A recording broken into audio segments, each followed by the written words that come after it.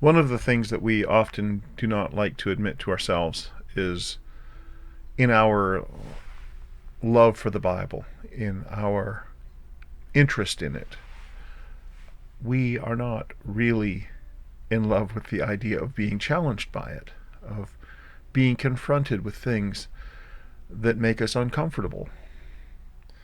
And a case in point in this regard is the parable of the unforgiving servant. The parable is often taught this way. This man who owes 10,000 talents, which is a talent is 20 years' wages, and 10,000 times that. So obviously he's never going to repay this debt. Um, he begs his master to forgive him because his master says, "I'm going to sell you into slavery. I'm going to throw you in prison, and you're going to stay there until you can repay," which means never. And he just begs him in humility and shame, and his plight is just pitiable. And the master has mercy upon him and says, "I will forgive you the debt." And then the guy goes out and he finds his fellow servant who owes him 100 denarii, and he says, "Pay me what you owe." And his fellow servant says, "Have mercy on me. Have patience with me. I'll pay you everything." And he says, "No!" And he grabs him by the scruff of the neck and he throws him into debtor's prison. And the way we often hear this parable, including sometimes in sermons, is that this guy who's just been forgiven this almost infinite debt immediately goes out and he can't forgive this guy who owes him $10 or $20 or whatever. But of course, if we look at the parable that way, we can kind of look down on this unforgiving servant. It's a dramatic story. It's an entertaining story. It's a nice object lesson.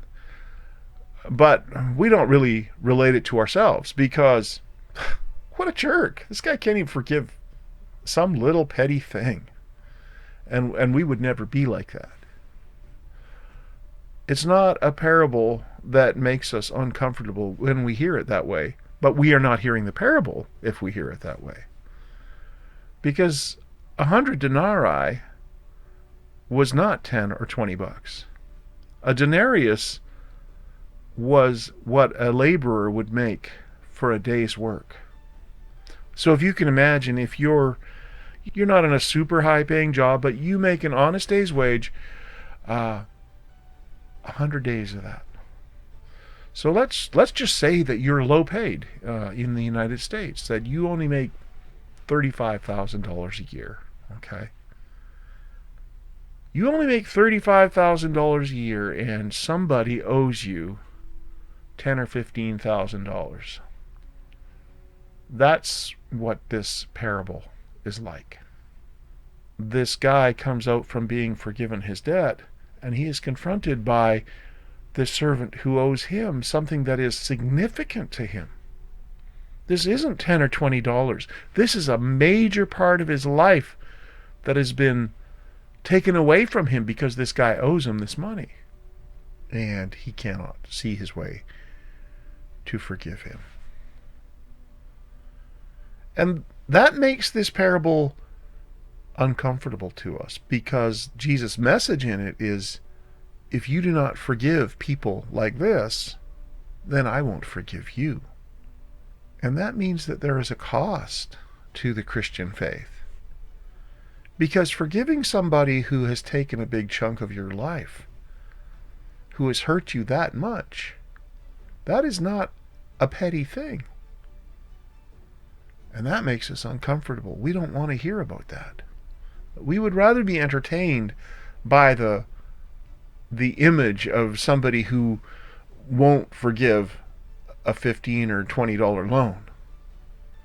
But to be confronted with a message that says, this is the radical demand of the good news of the forgiveness of God. You, in turn, are to turn around to people who hurt you, to people who have caused you to lose time, lose respect, They have wounded you. And when they cry out to you, you are to forgive them instead of holding it against them. That is the uncomfortable message of the parable of the unforgiving servant.